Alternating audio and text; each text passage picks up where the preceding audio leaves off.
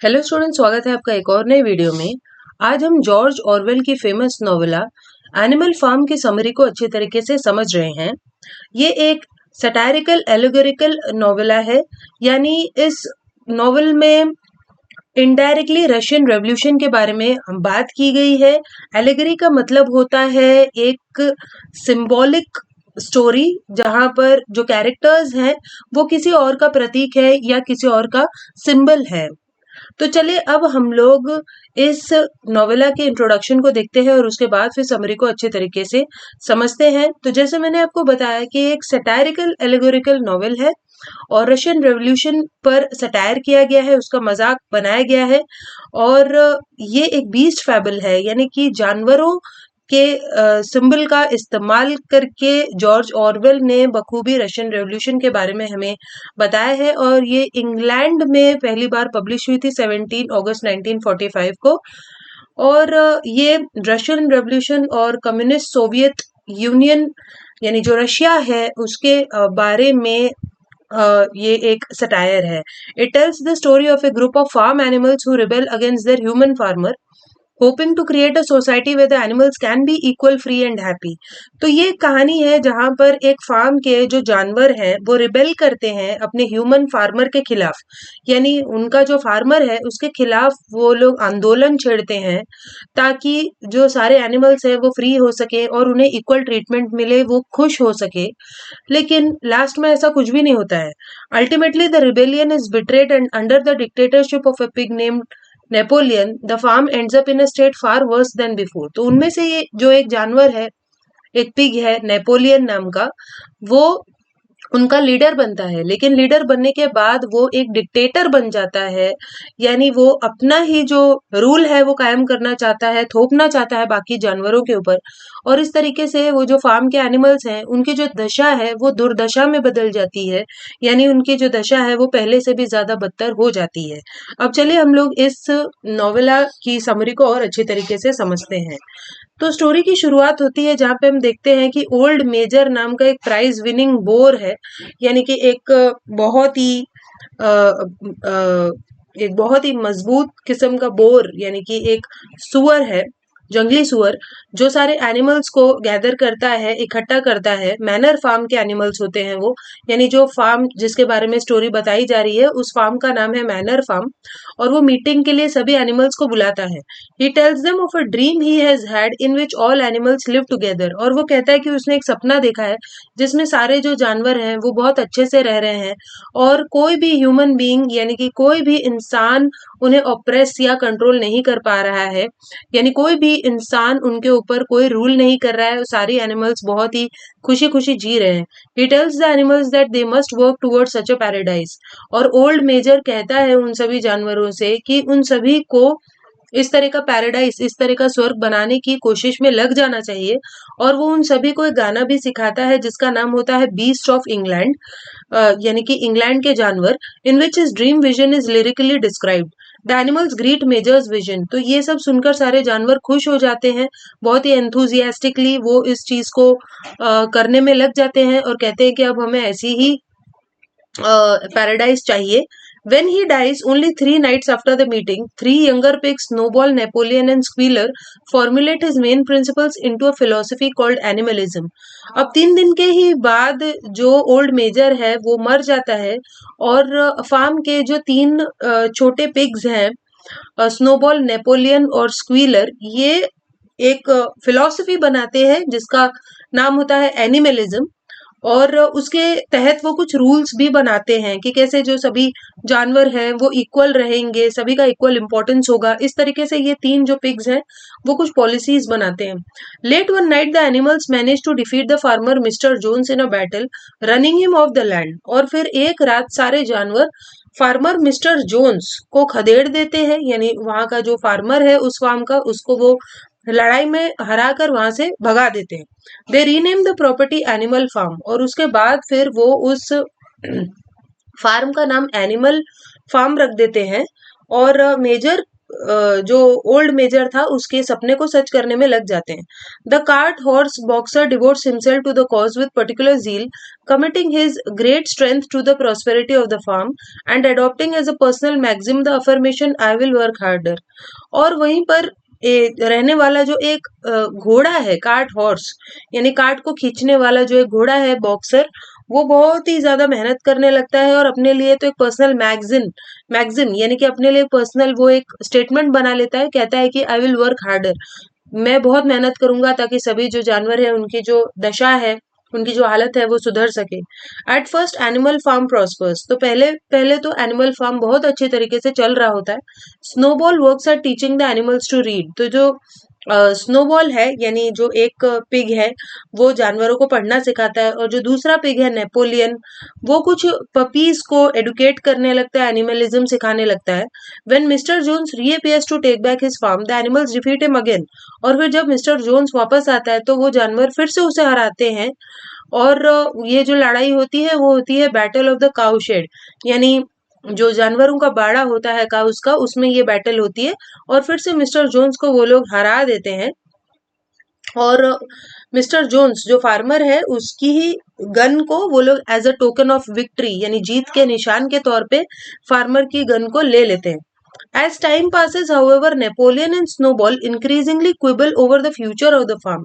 लेकिन जैसे जैसे समय जाता है नेपोलियन और स्नोबॉल दोनों ही फ्यूचर के बारे में सोचने लगते हैं फार्म के, and they begin to struggle with each other, और एक किस्म की उन दोनों के बीच में एक लड़ाई शुरू हो जाती है पावर के लिए, और वो दोनों ही पावर में सत्ता में आना चाहते हैं और दूसरे को हराना चाहते हैं, ताकि उनका ही पूरा बोलबाला जम जाए फार्म में और सारे जानवर उन्हीं की बात माने।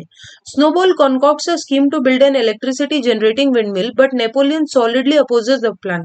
तो स्नोबॉल कहता है कि हम एक बिजली बनाने वाले विंडमिल को बनाएंगे, लेकिन नेपोलियन इसके लिए तैयार नहीं होता और वो अपोज करता है। At the meeting to vote on whether to take up the project, Snowball gives a passionate speech. तो एक वोटिंग होती है कि इस तरह का प्रोजेक्ट हमें लेना चाहिए, करना चाहिए या नहीं। तब स्नोबॉल सभी जानवरों के सामने एक स्पीच देता है। Although Napoleon gives only a brief retort, he then makes a strange noise and 9 attack dogs, the puppies that Napoleon had confiscated in order to educate, burst into the farm and chased Snowball from the farm। तो Napoleon ज्यादा कुछ कहता नहीं, लेकिन वो एक अजीब तरीके की आवाज निकालता है, और उस आवाज को सुनकर वहां पर 9 अटैक डॉग्स 9 कुत्ते आ जाते हैं, और ये 9 कुत्ते वही पपीज थे जिनको नेपोलियन ने एडुकेट करना चाहा था, लेकिन वो कुछ अलग ही चीजें उनको सिखा रहा था, और इस तरीके से वो जो 9 कुत्ते थे वो नेपोलियन की ही बात मानते थे और वो स्नोबॉल को फार्म से निकाल देते हैं। अब इस तरीके से नेपोलियन लीडर बन जाता है एनिमल फार्म का, और वो डिक्लेयर करता है कि अब कोई भी मीटिंग नहीं होंगी।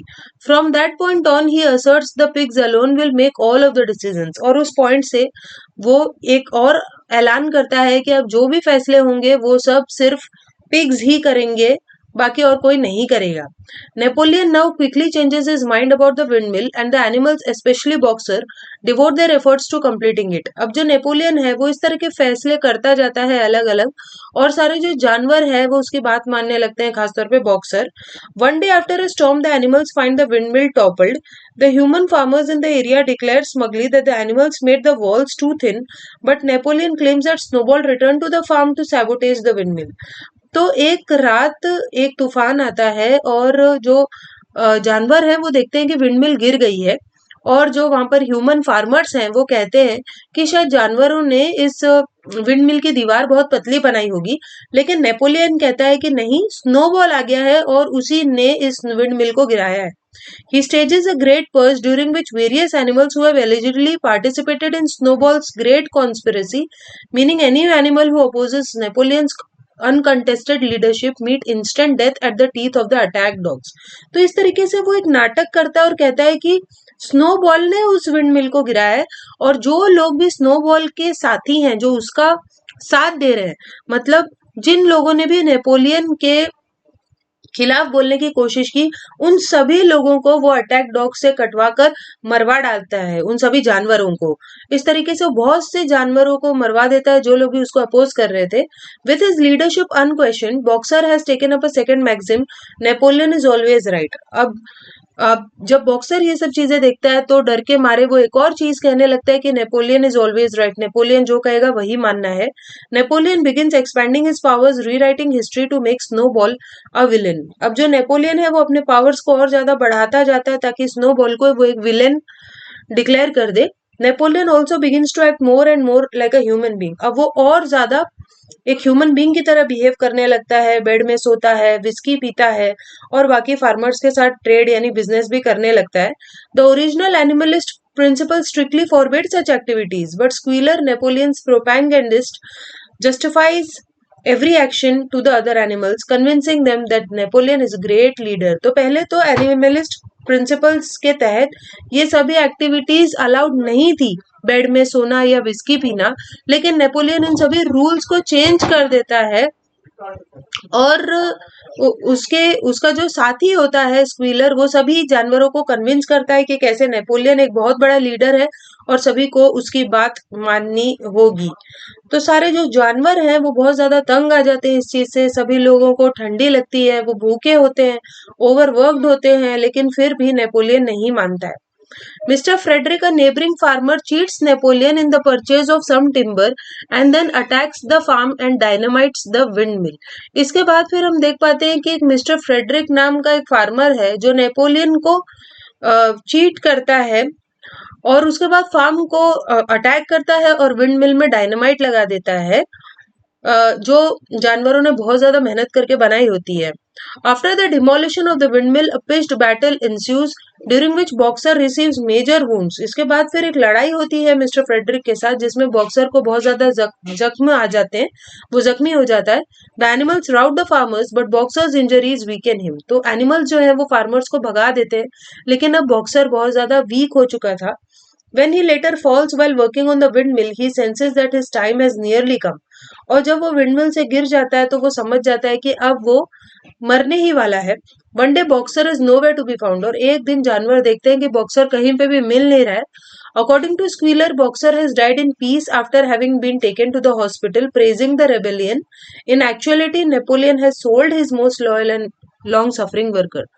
तो स्क्वीलर जो है वो सभी को बताता है, सभी जानवरों को, कि जो बॉक्सर है वो बहुत ही शांति से मर गया और उसको हॉस्पिटल ले गए थे, लेकिन एक्चुअल में जो नेपोलियन था उसने अपने सबसे लॉयल और लॉन्ग सफरिंग वर्कर को ही बेच दिया था, एक ग्लू मेकर को, ग्लू बनाने वाले को उसने बॉक्सर को बेच दिया था और वहीं बॉक्सर को मार दिया जाता है। और ये सब नेपोलियन ने पैसे के लालच में विस्की के लिए किया था। Years pass on Animal Farm. इस तरीके से बहुत सारे साल गुजर जाते हैं एनिमल फार्म में, और जो पिग्स हैं वो और ज्यादा इंसानों की तरह हो जाते हैं, वो सीधे चलने लगते हैं और अपने हाथ में विप्स यानी चाबुक कैरी करते हैं, जानवरों को चाबुक मारते हैं, कपड़े पहनते हैं। और जो एनिमलिज्म के 7 प्रिंसिपल्स थे वो 7 कमांडमेंट्स बन जाते हैं, यानी उनको, उन प्रिंसिपल्स को भी बदल दिया जाता है। जैसे कि ऑल एनिमल्स आर इक्वल को चेंज करके all animals are equal but some animals are more equal than others, इस तरीके से कर दिया जाता है।